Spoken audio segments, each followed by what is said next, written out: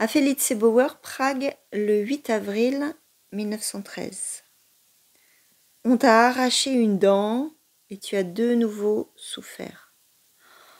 Ce que tu peux être en permanence martyrisé, la fatigue ne veut absolument pas te lâcher et pourtant tu devrais quand même te reposer pour de bon, ce qui te permettrait d'être plus fraîche que quiconque.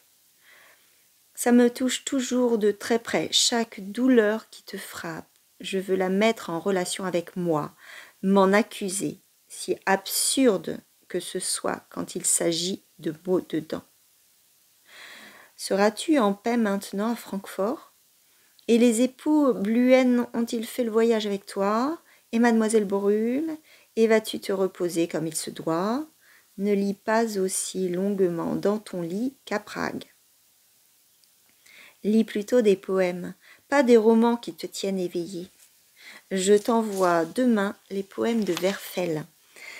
Par cet envoi, je récompense Werfel, il le mérite. J'ai eu une carte de sa part qu'il a, bien qu'il soit connu pour sa nonchalance et sa paresse, rédigée immédiatement après avoir reçu une lettre que je lui ai adressée, et il se propose, avec 2 autres personnes qui m'écriront aussi, de faire tout leur possible pour Loïc, qui cette fois encore mène une vie de chien. Il est à l'hôpital avec d'effroyables maux de tête qui le frappent tous les trimestres par suite de je ne sais quelle ancienne opération du nez.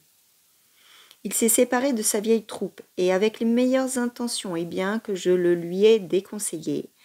Il a fondé une nouvelle troupe qui devait être meilleure que l'ancienne, qui devait monter des pièces meilleures que l'ancienne, mais qui, comme la chose va de soi, s'agissant de personnes rassemblées au hasard et en hâte, est bien pire que l'ancienne, et qui a gagné aussi beaucoup moins du fait que Loïc gère ses affaires de façon infantile.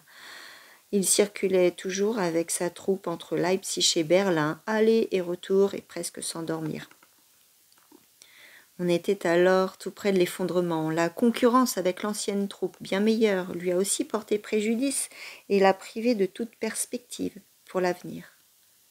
Les dettes de Loïc avait faites en son nom, les dettes que Loïc avait faites en son nom pour la troupe atteignaient des niveaux insensés. Mais qu'imagine donc ses créanciers? Puis Loïc est tombé malade, il m'a écrit « Dieu est grand, quand il donne, c'est de tous les côtés qu'il donne ». La troupe s'est bien sûr dispersée aussi vite que possible et il est resté là, malade, sans la moindre ressource, avec d'énormes dettes, sans perspective, après un échec complet. C'est déjà une vieille histoire, je ne sais pas du tout pourquoi je ne t'ai rien écrit à ce propos, j'ai reçu un tas de lettres de lui.